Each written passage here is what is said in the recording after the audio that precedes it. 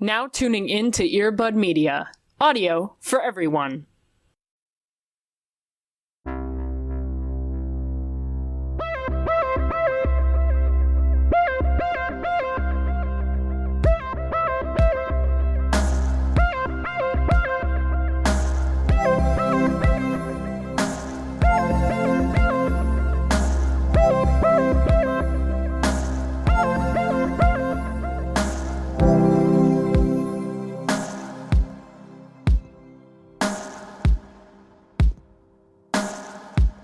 Oh, Cody, this is one of those weeks amongst the 5+ years that we have been talking weekly where I'm so glad that we don't do a news show. Yeah. We don't have to talk about any of that stuff here. No. That we get to just, for an hour, pretend like our events, our current events here are the most important. Right. How are you this week? How are you doing right now? That's a question. It's definitely been a week. TM. Everything's on fire. And literally and emotionally. Which is not great. But overall, healthy, fine. Not losing my mind as much as I could be, Could be worse. A week to work in news, huh? It definitely was one of those, That was one, for sure. But I'm fine. I twitch. But in the midst of all this, I came across a very surprising moment of levity in the news world. So you may have heard rumblings in the last week or so that the Queen was dead, which... Right. Yes. Which, I'm not going to get into conspiracy theory here, and also, that's not for me to say, whatever. But people have been thinking this for quite a while, Like the past 6 months, right. Right, yeah. And that's been a thing, right? But the fine folks at Hollywood Unlocked, a Hollywood blog. Oh, Jason! Yeah. Yes, okay. Jason. Jason's the man. So this Hollywood blog was like, hold up, we got the exclu. Right. We got confirmation for sure. Queen is dead. We got it. And everyone was like, sorry, who is this, first of all? Who's this man? And there are protocols. There are things that happen if and when the Queen dies. If and when any royal person dies, whatever. And so everyone's just kind of losing their shit. Being like, what happened? This man, definition of posting through it. He just kept doubling down of being like, I trust. He went to Notes app on Instagram. He went to many tweets. My God, this is... He went deep of being, I trust my sources. I've never been wrong. Quote, actual quote from this man's. And then he trusts his sources. And then if he hears otherwise from the palace, then I'll do a retraction. But he's never been wrong. So that's probably not going to happen. And then he just dipped for 5 hours to go to a Kanye concert and then just popped back up the next morning and is like, oh, hey, maybe the Queen isn't dead. But what's even more amazing about this scenario is that it seems like there was a little bit of a mix-up of dead queens here. The main source of this Hollywood Unlocked piece is that the Queen was allegedly going to go to the wedding of a British Vogue editor-in-chief, which... makes no sense because she has no connection with this man. Just had the Newtons. Someone at that wedding was crying about the death of someone. Turns out, more than likely, the death of singer from some versions of Queens of the Stone Age who recently passed last week. So that's just so chef's kiss. No words. Just vibes. This man. This man. The audacity of this man. I would love to operate my life with the audacity of this man because this man I had never heard of. No, not at all. I didn't know. The idea that he only follows 7 people on Twitter is hilarious to me. So good. But his Notes app apology, an apology is in big quotes, right. Is the best thing I have literally ever seen. I want it on a rug or a motivational poster embroidered. I want a t-shirt of it. That's my new mantra, you know? Yeah, just because we've seen over the years so many Notes app apologies, and I guess even Notes app statements from people. And Yes. this one is one of my personal favorites because one, it's numbered, right? Right, yeah. It's not this like long paragraph. Yeah, he gets to the point, yeah. And the fact that even in this statement, he doubles down and was like, I've never lied. Yeah. I've never been wrong. I trust my sources. And then ends it with like, oh, and then he was like, I've yet to see an official statement from the palace. So what's good? And then he was like, I'm going to be at that concert with Kanye. Bye. Yeah, so don't try to text me or anything. I don't want to talk about the queen anymore. Oh my God. And the audacity too, because like when he made this, his phone was dying. And he was like, I'm going to be at this concert. My phone's going to be dead. So fuck you. Top tier Hall of Fame posting right here. So many people have been saying for months, right? That like the queen is dead. Whatever. Yeah, you do you, Fine. I guess. Yeah. Because where is she? You know what I mean? Right. I believe it as much as I believe that like anything is like, sure, that sounds funny. Right. But like it's not real. And also it's interesting because it's like they've also been like soft launching Right. Charles and Camilla. And so Right. it's like, sure, that's funny. Stop watching the new queen in the Instagram stories. Right. And so it's like the fact that Jason was like, okay, great. Well, I will stick with this truth until the palace says that she is alive. And it's like, sir, that's not how news works. Yeah, that's one way to do it, I guess. You just say something and then just ask to beg to be proved otherwise. This fucking dude, I swear to God. Yeah, this is, I just knew of this man like 2 weeks ago last week, and this is now my new favorite man. This guy is just, I'm obsessed. Just the weirdest thing, I think, to come out of this week. Yeah. I mean, there was a lot of things that come out of this week, but Right. I'm so glad that you brought this to space because I knew of his name. I did not know that he was the quote Hollywood Reporter, so thank you. Right. Yeah. So that's, please take that energy, that Jason Lee energy with you throughout your day Just today. so fucking confident. Yeah, just, yeah, you deserve it, you know? If this man Right. can do it, you deserve it, you know? Right. How are you, my friend? Oh, Cody. I'm okay. Yeah. Yeah, I'm here. I'm alive. My body is handling stress in the way that it usually does, which is shutting down. So Yeah. I'm getting through. Yeah. But I wanted to bring something to the space that is a new television show that I stumbled upon. Okay. I'm so happy to bring it to the space because I found this and I am personally offended that this was not marketed to me. There weren't advertisements sent to my home. Right. Didn't plug into my brain. Yeah, that I didn't know anything about it until my partner had said, like, did you hear about this? And I didn't. And the show is called The Real Dirty Dancing. Ooh, that is exactly your brand. I know! How did you not get like a presidential alert on your phone, you know? Just for you. That's what I'm saying. Like, I'm personally offended because as someone who I have watched Dirty Dancing more than I can possibly count. My mother loved this movie, so I have watched it so many times. Yep. And I love it. And so the fact that when this started on Fox, someone did not personally call me and be like, hello, constituent. This is a show that I think you would like. Right. It was an affront to me. But apparently it is just on Hulu for me to watch. It is a 4-week event. And honestly, it reminds me a lot of the HBO Magic Mike show from the one episode I have seen. Right. Which is very nice. There are 8 celebrities Okay. that are paired up, and they each week are doing performances from Dirty Dancing. Okay.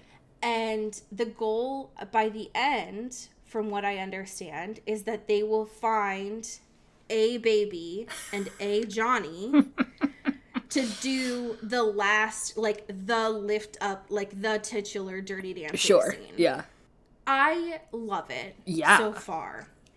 Because, one, like, you can say Dirty Dancing and I will watch it. Right. But they are filming it at the same lodge.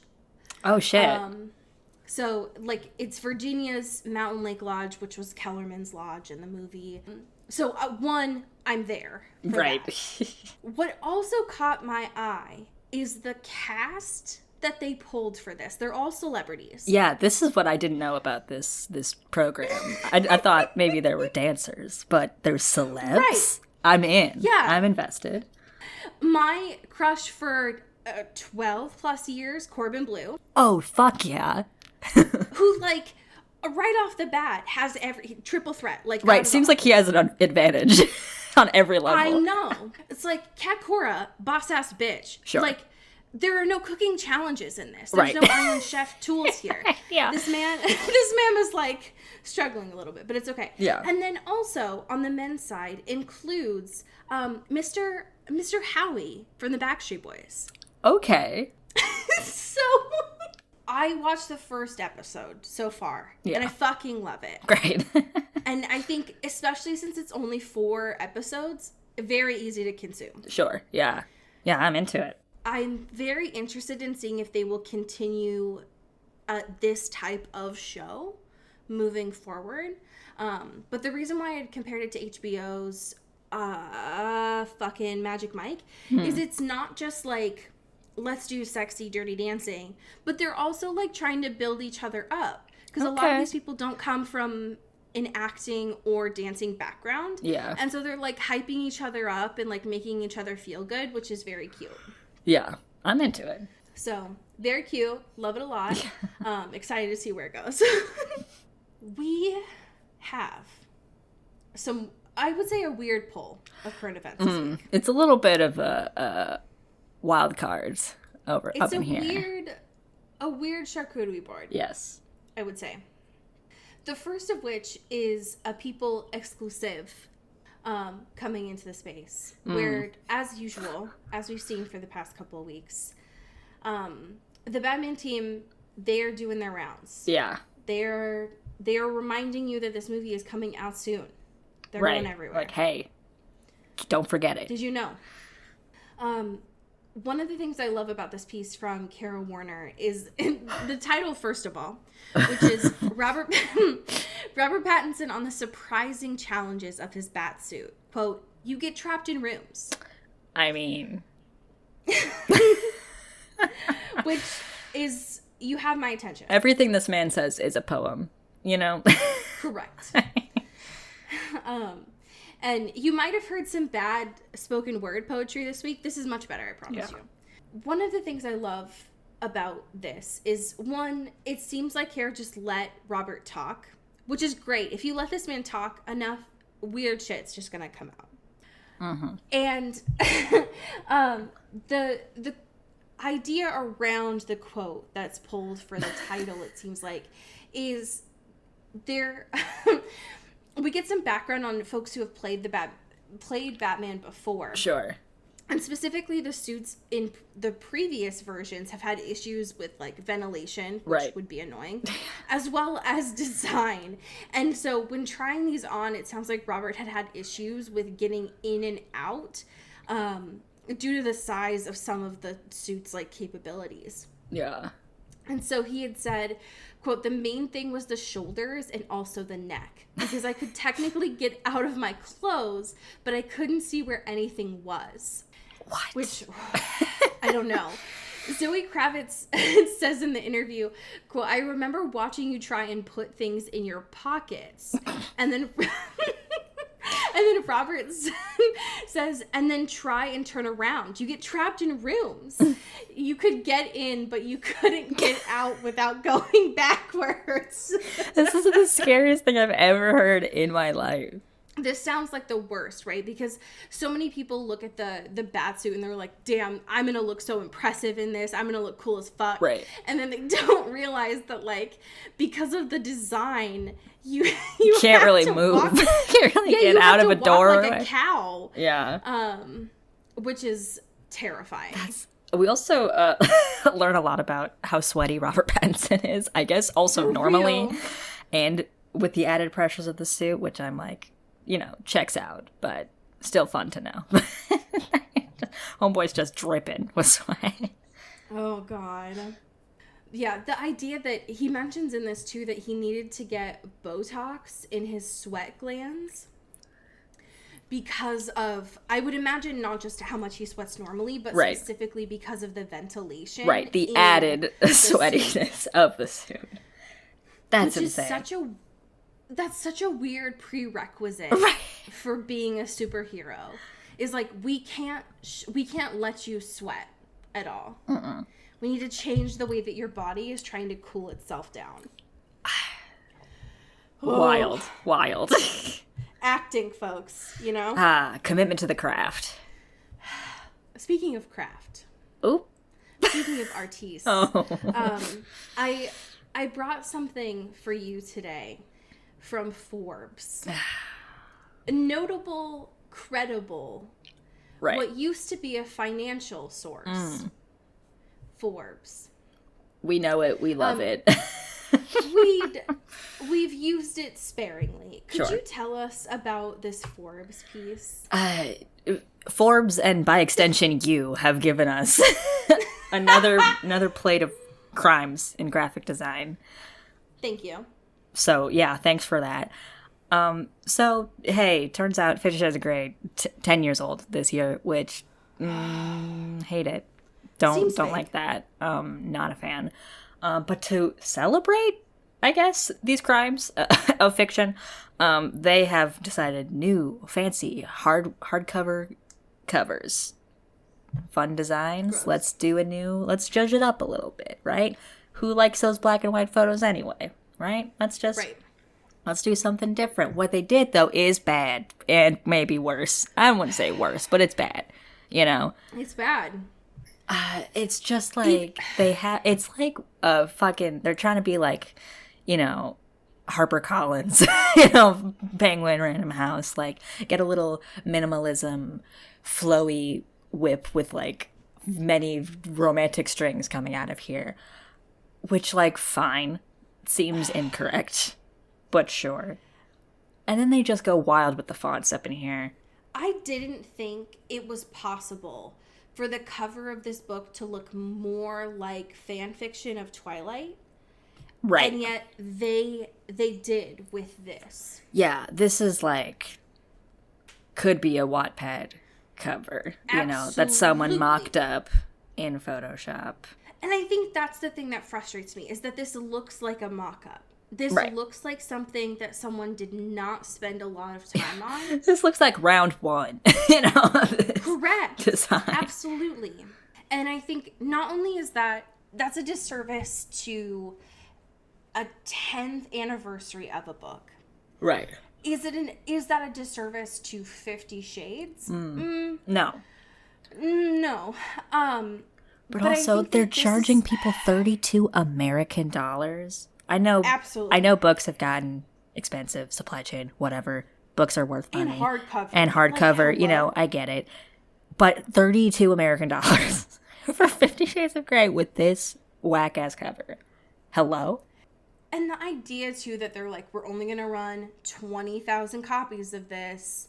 Get it while it's hot. And it's like, no. Yeah, no. No. I will not be running to Barnes & Noble for this. Are you kidding? No, I don't want it.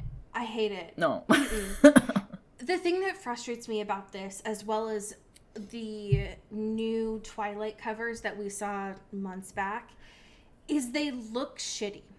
They look really bad. Right. And if someone, for whatever reason, really likes 50 Shades of Grey, right. Why would you give them this? Why would you say, like, oh yeah, this is the art? This is what the fans have been craving. You know, the artistic accoutrement that it needed. It's just stop treating your fans like shit. Stop giving them really poor art that you want them to theoretically like collect and have on a bookshelf. Right. Because this looks bad. So not a gross. fan. No, I don't like it. It makes me angry. It makes me angry at Erica Mitchell for approving this. Boo, E.L. James. Yeah. I don't like it. No, thank you. This last piece of news is less of news more just of an update. We have noticed over the past year, maybe 2 years. Sure. A resurgence of kind of like limited run podcasts. Right. Folks being like, oh, the Twilight craze, it's back. We should capitalize on this in some way. Right. Let's make another podcast. Let's make more. There isn't already one perfect one, you know? Let's make more podcasts with more advertisements. Yes. For folks to listen to. And the newest one that we are seeing is from Twilight star herself, Ashley Greene. Queen. Thank you for your service. What personally I am side-eyeing about this is that it seems like it's going to be a limited run of 30 episodes that is co-starred by her friend who is a twihard. Hello, what's up? And it's not me. Yeah. And the goal of it is to rewatch all of the movies and interview her former cast members.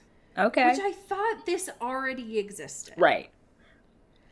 I think there's been more, you know, in the last few years and stuff of this kind of podcast, not specifically for Twilight, but for like shows that were really popular, like The Office or, you know, any of these like big ticket ones that people are like, we don't want to forget about how good we were back then, you know? So a lot of these actors and actresses and stuff are like being like, what if we do a podcast and just spill all the tea about what happened? So like, you know, and I think it's a strategy that like works. Like it's very good for like the podcast algorithm gods of being like, ooh, that celebrity you loved 10 years ago, fuck yeah, they're back and they're telling you everything that went down with the people that were there. And it's like, okay, I guess. Sure.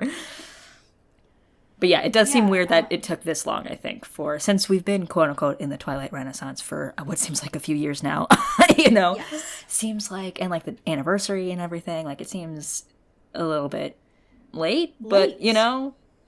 I agree. It seems late, especially since from the interview that we're looking at here from Entertainment Weekly, that was published by Samantha Highfill, the main response that it seemed like for Ashley starting this is because they are now on Peacock. Right. And it's like, ma'am. Yeah. Interesting.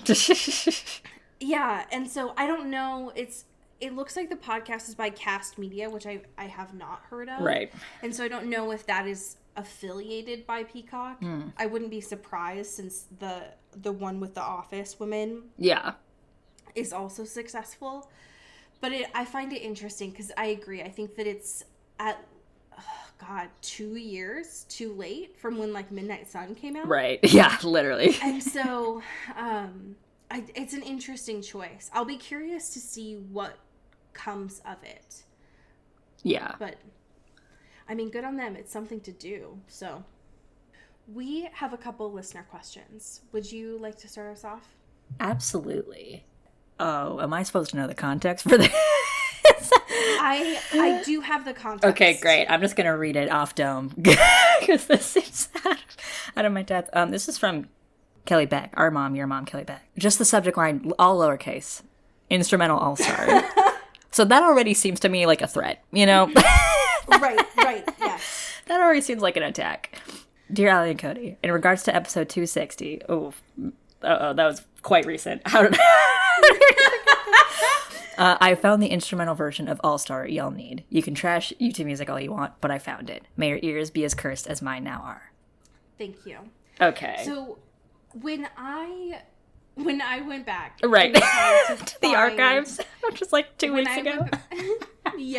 When I went back 2 weeks ago and tried to find out what this is in reference to, we got a question from Michaela that said if it was required for whatever reason to put All Star by Smash Mouth in one scene from Twilight 50 or Vampire Academy, where would you put it? And I want to do it for the baseball scene. Oh, yes. Yeah. Oh my God. All right.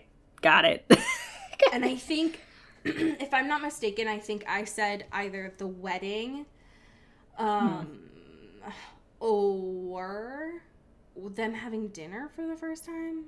Yes, that is or also them good. having sex for the first time. Right. I don't remember. There's a lot of avenues. Right. And so that is where the instrumental version came in. And so Kelly Beck did the hard investigative work for us. Yes, thank you, Kelly. But yeah, I agree. Out of context, which it's not, it was 2 weeks ago. Right. I was like, hello, what is this? Right. What is this? Can I help you?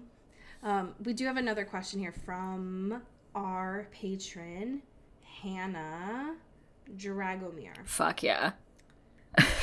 Your chortles at the idea of prank week at Vampire Academy leads me to believe that you do not know the Christmas scavenger hunt story set in the Book 1 timeline that Ferrero Rocher published in the 10th anniversary edition of Vampire Academy.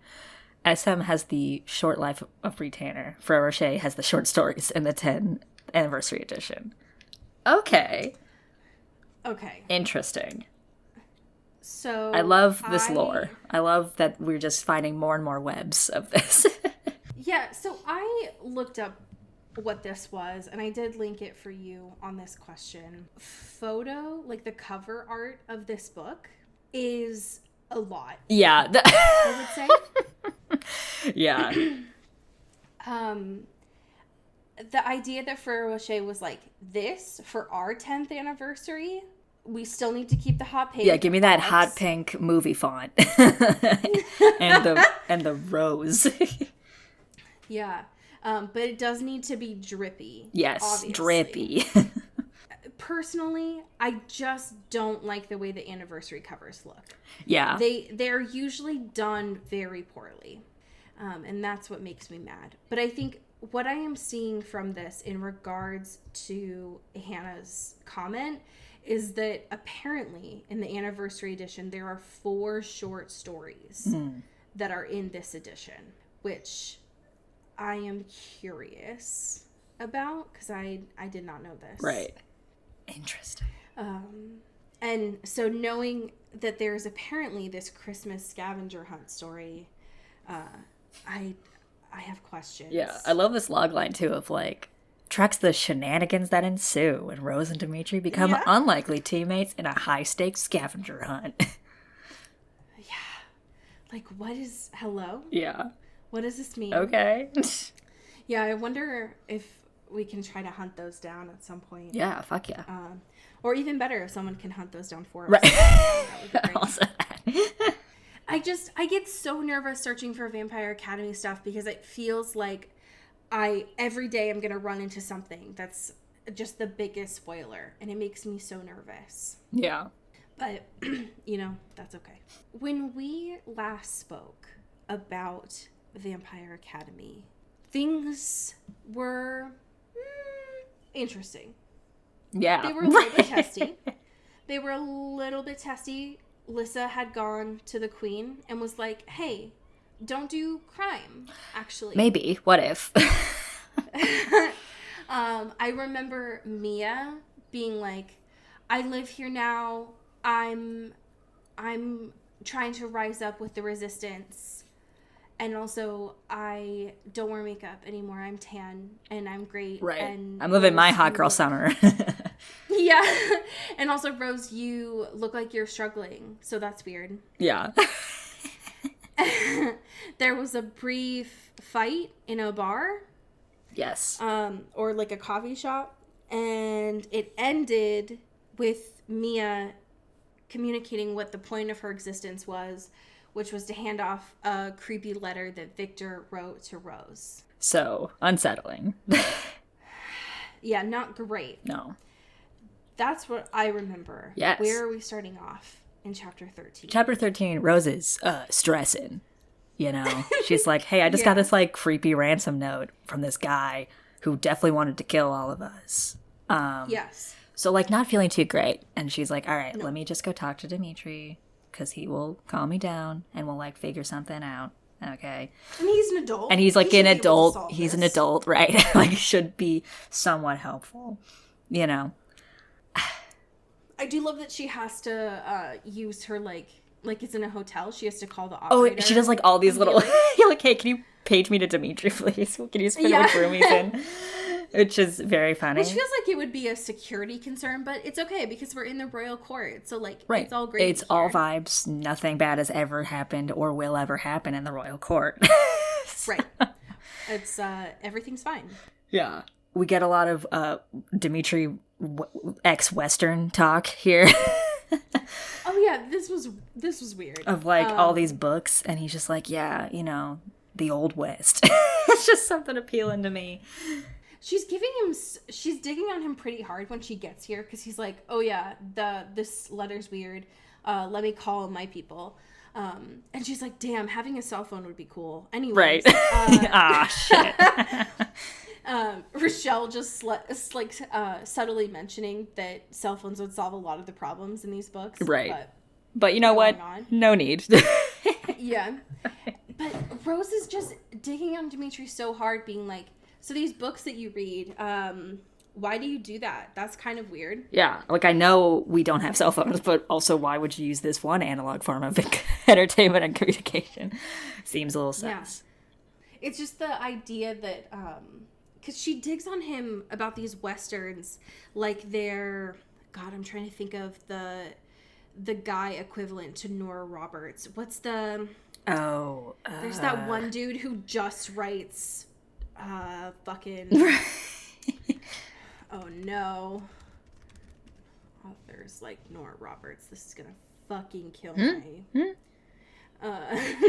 is gonna kill my algorithm. Yeah, oh my god, you're fucked. Famous authors. No, not Stephen King.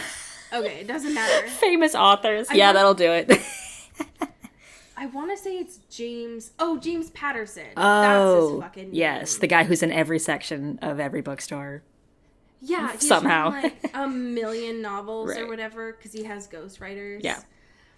She's like, why do you read this, dude? Yeah. Why do you keep reading Western novels? He's like, you know what? Maybe I just like to read for fun. Right. Okay. But Rochelle, like, digs into it a lot, and he's like, he keeps going into it, and he's like, something appealing about the Old West. Right. And, like, you know? justice. Yeah. Law and order. It's like, okay, dude. Anyway. Yeah. Dick Wolf, like, peeks his head up and is like, justice, what?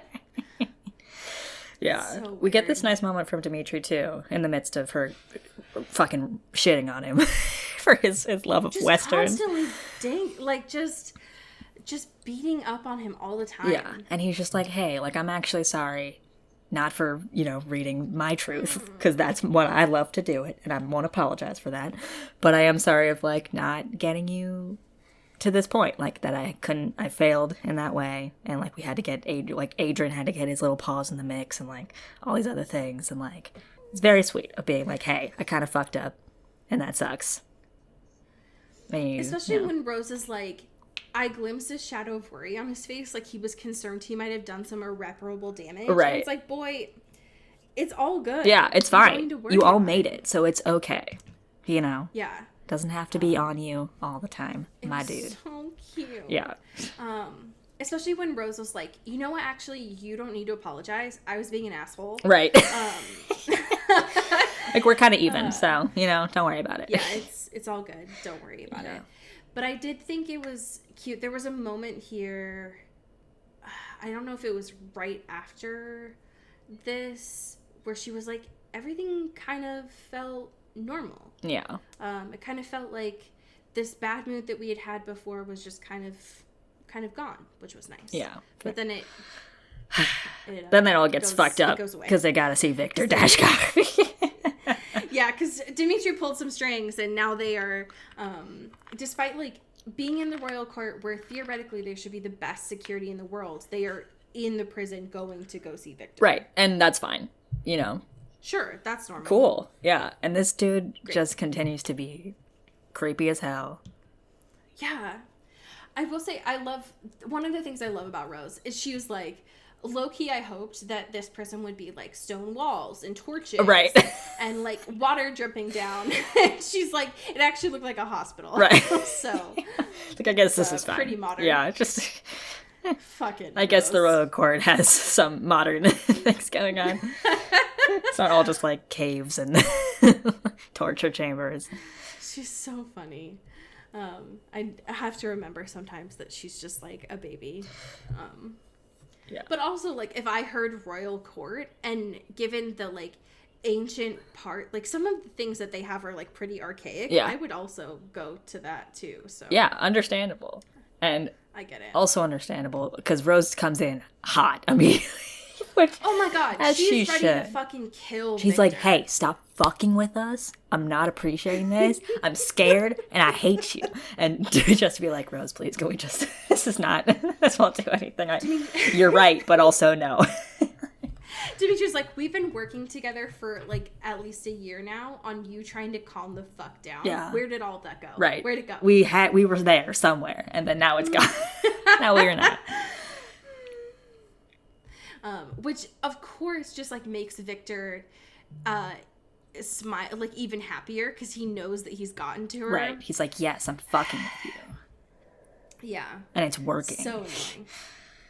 Yeah. And especially It's- making, obviously the stuff with that he knows about Dimitri and Rose are a big thing, but he's also like kind of poking at the Mason situation, which she still has not Oh, yeah. told Dimitri or fucking anyone in a real way. Right. You know, and as at this point sort of written it off as like, oh, that was just me having weird visions and like it's fine. It's not like a real thing. But like Victor is making points of it being like, oh, because you're shadow kissed, you're like, you know, having visits from the dead or like also can like transport, you know, there's like a new nebulous relationship between the two things. And she's like, I'm mad at you, but I will think about this and this will fuck me up, but fuck. I think that's the annoying thing, too, is, like, Rose came in with this, like, into this conversation, guns blazing, Yeah. assuming that the only ammunition Victor had was about her and Dimitri, as well as Lissa. Right. And what has surprised her is, like, Victor was using the information about her and Dimitri kind of, like, as a ruse. Right. It's still there. Yeah. But mainly, what this conversation is about is keeping Rose in the room and talking to him because he knows she is shadow kissed and no one has really provided her information about that. At all. Yeah. He seems to be the only person that knows stuff about that, and she's like, well, fuck, now I need to stay in the room and get this information from the guy that I hate. Yeah. Which sucks. Yeah. Ugh. Especially when she shows her cards too, because he says at some point, like, he was like, the more that you start to kill, the more that you, and like taste the dead, the more that you will start to know kind of like what you're dealing with. And she finally shows her card, shows her cards anyways, and is like, what is this world of the dead that you're referring to? Like, is it heaven or hell? Yeah. And he's like, well, neither, Rose, like, the world's not binary. And she's like, well, what lives there? Like, ghosts? Will I go back? Like, do things come out of it? And it's like, God damn it. Come Rose, on. Stop. No, this is not.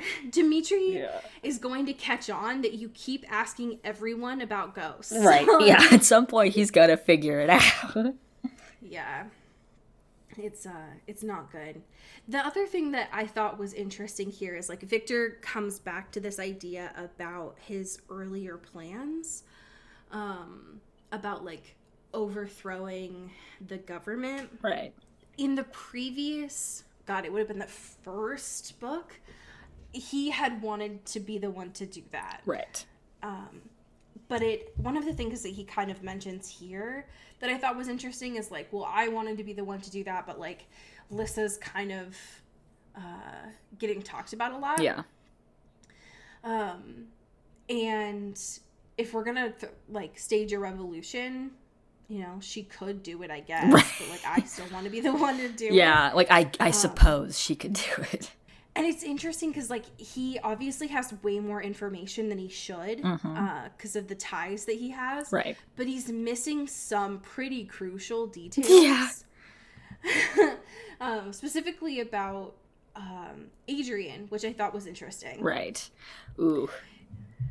because he knows that Lissa has gotten her powers. Right.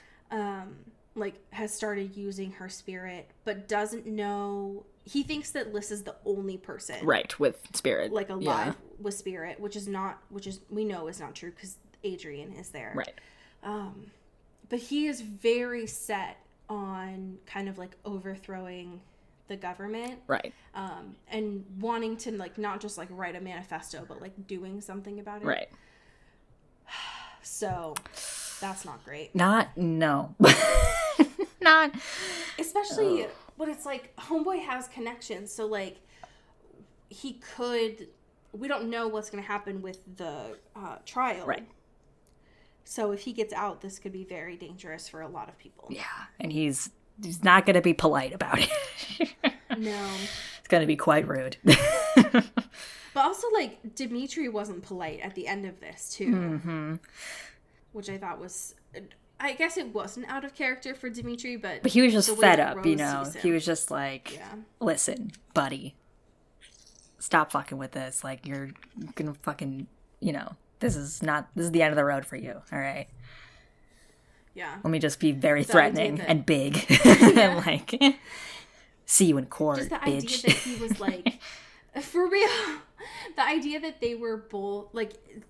That Dimitri was brazen enough to be like, you're not the only one with connections. Like, I got in here, and I could do something about it too. And Rose was like, whoa. Right. Like, okay. I forgot that you know people. Right. I guess. Interesting. Yeah. So, pretty scary. Yeah. But it does sound like the trial is tomorrow in their universe. So... Interesting. So it's trial time, baby. Yeah, chapter 14 was super interesting to me. Mm-hmm. I am very curious about how you felt about it. We're prepping. We're prepping for big trial day, baby. It's here. It's here. It's finally time. Okay.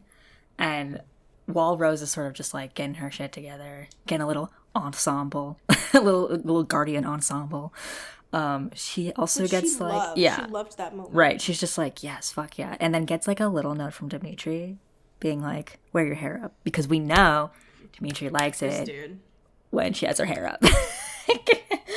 This guy shooting a shot over here. I appreciate it. One, I love this. That they have to wear the traditional Guardian outfit. Yeah, like Eddie's stunting in them. They're all like, like, hell yeah, let's go. This is real. But I was also initially worried because it's like slacks, blouse, and a jacket. Like, that doesn't sound like fighting outfits. Right. But when Rose puts it on, she says that it's like you can move around in it. Like, it's pretty stretchy. And I was like, all right, fuck yeah, let's go. Okay. And she was like, okay, I wonder if we can, like, take these home. Like, this is pretty cool. Yeah. She's loving it, which is cute. Yeah, they're having a good time. Very much dress-up day. Right. Going into court. Yes. They're in this grand, ornate courtroom. Everyone's just faffing about, stress, worry. Alyssa's stressing. Because there's like no jury. So that's something that's like, okay, this guy is being tried for large crimes. But like, okay. Because apparently I guess how it works here is that really the queen kind of just makes her decision, right? Everyone says their piece and testifies, but there's no like jury or deliberation really. It's just like, got it. This is yes or no kind of thing. Which seems like not ideal for like big things like this, but like go off, I guess. 100%. I agree. From what I understood too, like there is a judge. Yes. Like there is a judge and there's also the queen. Right. But no jury. And no. Lissa's like, damn, that's weird.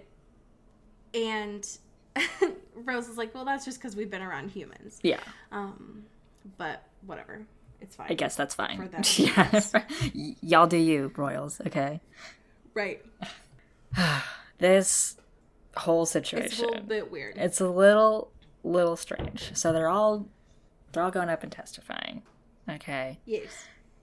Dimitri is the first one we really see like actually testifying. He's not the first one to testify, but the one we get like the first Yeah, I think explanation Guardians number 1, Guardians through yeah, number 4 all testify first. the other Guardians that I guess were there said their piece, and then Dimitri comes up and does it pretty normally, kind of talks about the Rose interaction, but notably does not say under what spell they were under.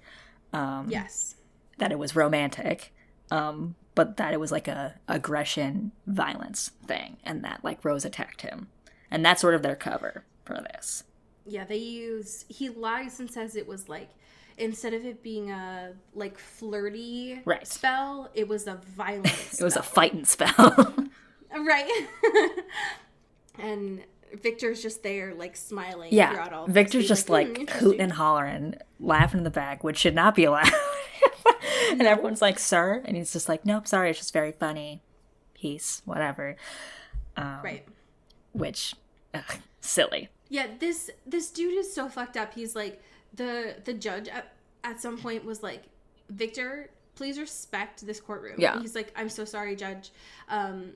Guardian Belikov's testimony just tickled my fancy. Yeah. And it's like, sir? Excuse? Stop. No. You fucking weirdo. Yeah. But Dimitri successfully lied, so good job. Right. Dude. And so did Rose. Rose goes up and she's like, yeah, ditto. Exactly what he said. Literally everything he said, that's right. Which, you know, she gets a little bit nervous about, like, literally lying on the stand. Because she's like, oh, everyone's looking at me. And this is technically not allowed. But also, it's better to do this than to get any sort of, like, shit from the whole Dimitri situation. So, like, stressful. Correct. But she did it. Lissa did a good job. Lissa was there. And she was doing her best. I think that was part of the turning point. It seemed like for a lot of people, because the fact that it was a first person account. Right. And she was, we don't know, but it seemed like from Rose's perspective in her brain that she was inadvertently using that charm. Charisma. Right. And so people were like, oh my God, this was so bad. How, I can't believe that this happened to you. Like, oh my God, bestie. I'm so sorry. And so after her testimony, I was very glad that they were there, because I feel like that's a critical part to not have. Right. You can't just do this without, especially Lissa's testimony, you know? Right. Come on now. And then it's motherfucker Victor's turn. Then this dude has his Joker moment. It's just like, never even like defends himself, never denies anything that happened. Just says, hey, I had no choice. I was dying.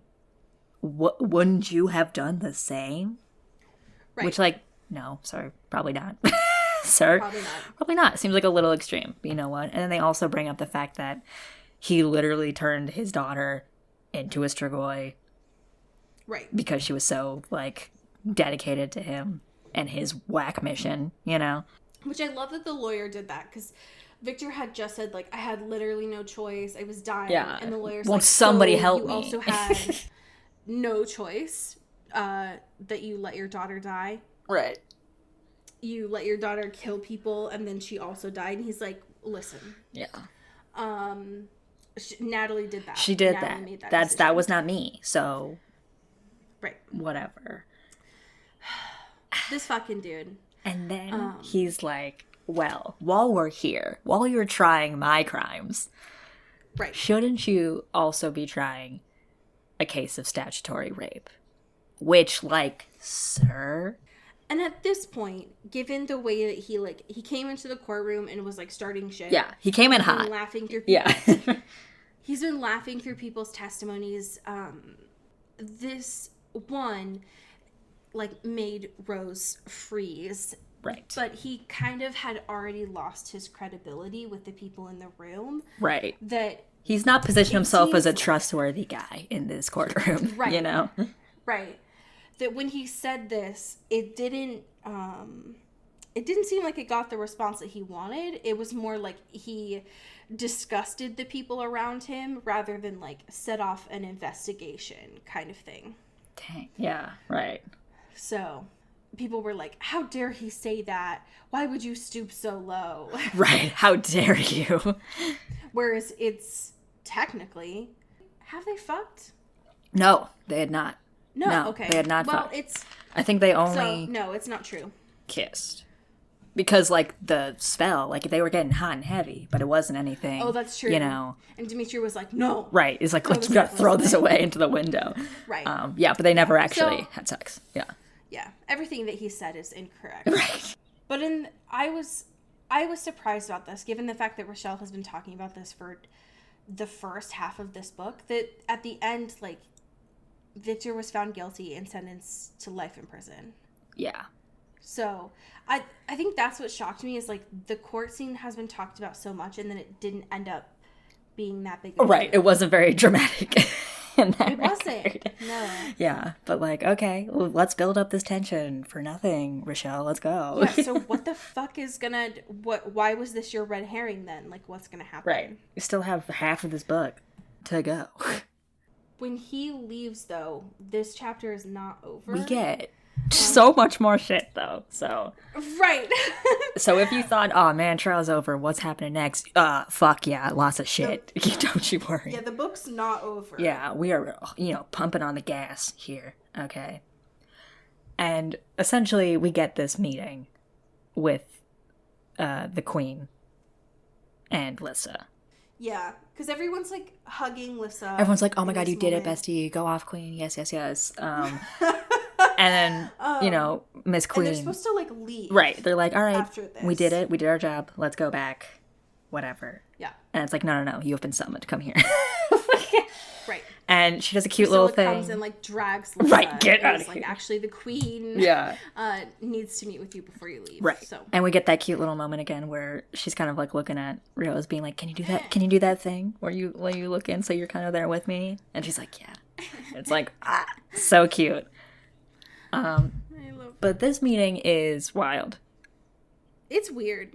Because we haven't really talked about the proposition of college a lot throughout these things for them, because it seems kind of like a non-starter. Like, we haven't... Honestly, I didn't... Yeah. Like, it... I didn't know that it was really a thing. Right, because you would assume that, like, they just, after they graduate, they, like, live their very secure lives, do whatever their duties are, whatever. But... It's called Vampire Academy. Right. And it stops at 18. Right. So...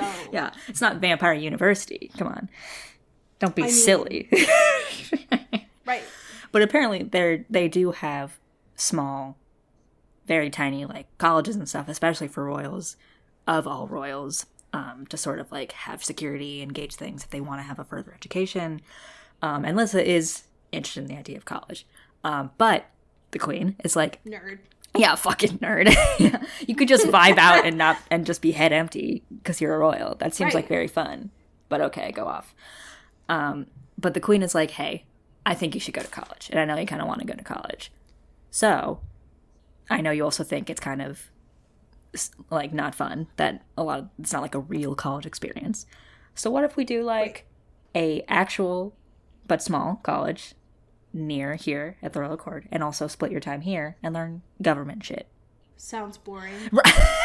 But Lissa seems Lissa's like interested. salivating at the most boring proposition, but she's like, oh my god. But then she also tries to, like, counter, which I think is funny, of her just being like, yeah, Lehigh's still, like, pretty small school comparatively. What if we did, like, UPenn, you know? And they're like, Lissa, that school is massive. No fucking way.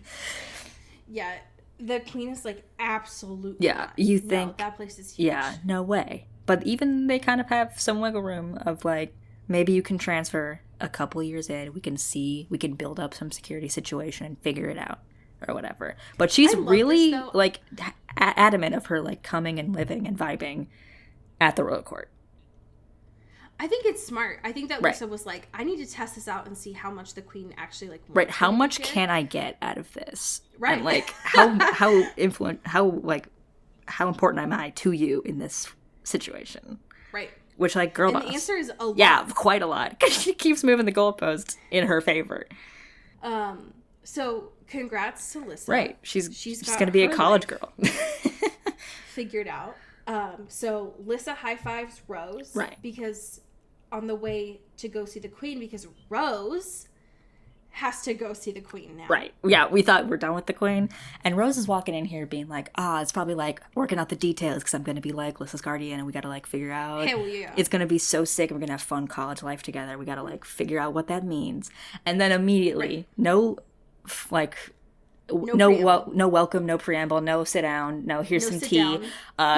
Literally just like turns around and said, you better stop. You better knock it off with what you're doing with my great nephew.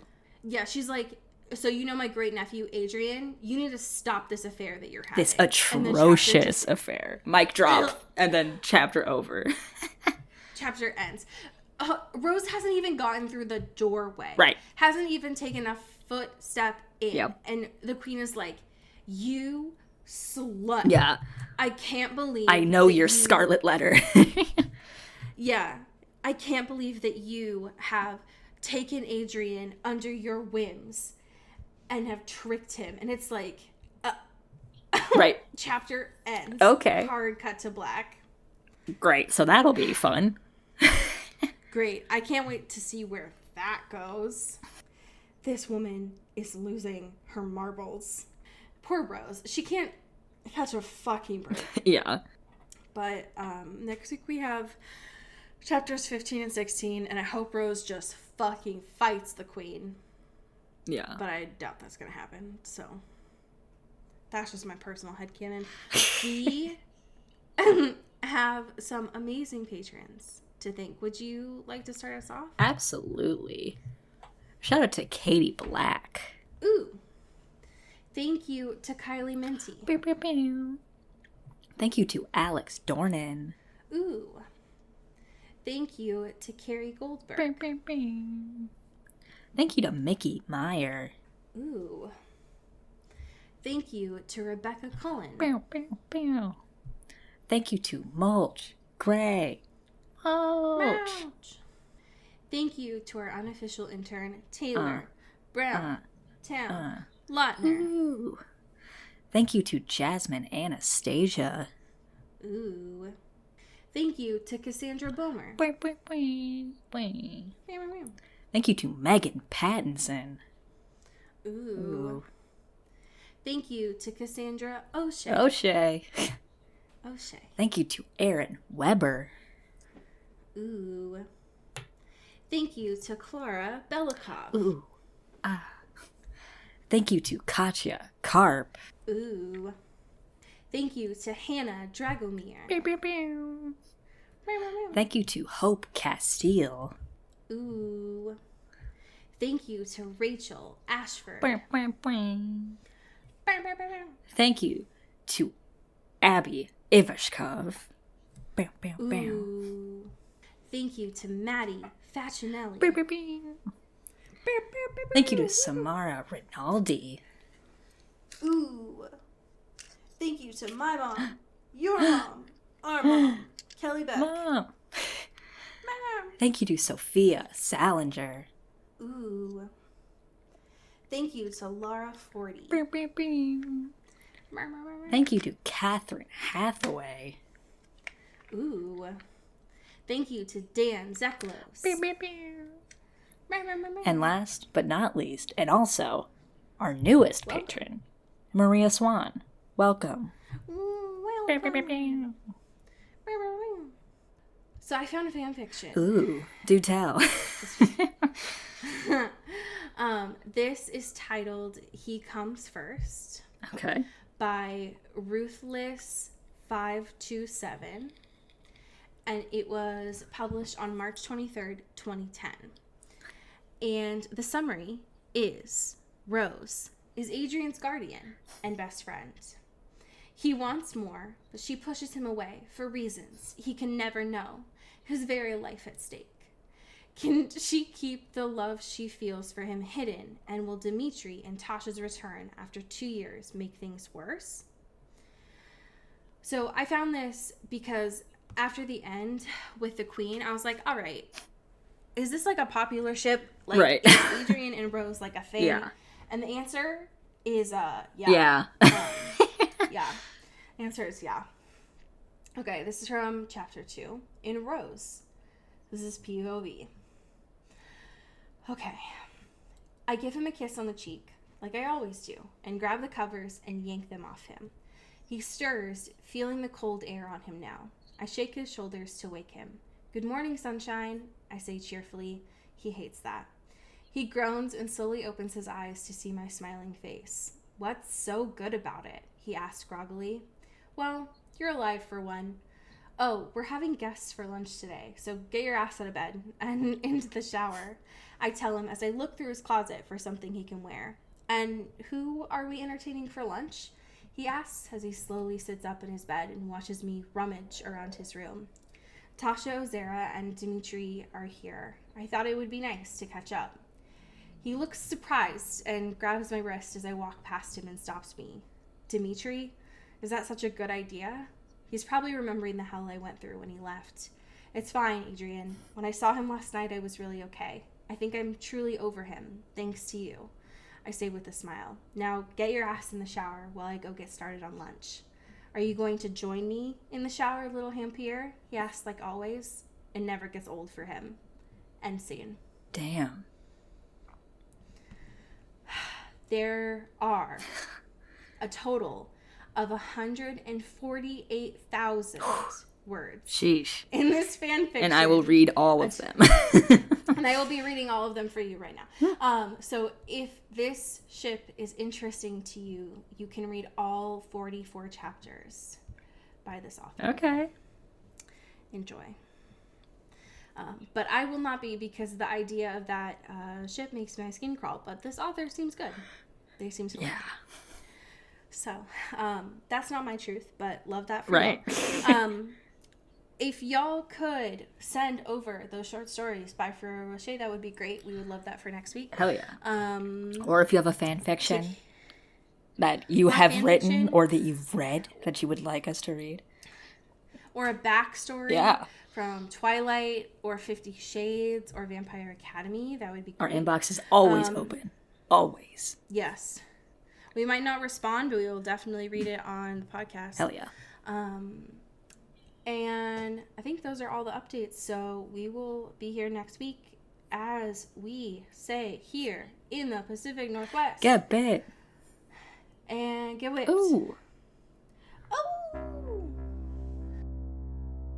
Into the Twilight is an Earbud Media production. You can follow us on Twitter at Into the Twilight or on TikTok at Into the Twilight Show. You can find me at Cody Corral on Twitter and Allie at Alexandria Does. And you can support us on Patreon at patreon.com/Into the Twilight. We have merch, so much stuff. All those links are in the episode description. And make sure to rate and review us on your favorite podcast hosting platform. It really helps the show. Thanks. Bye.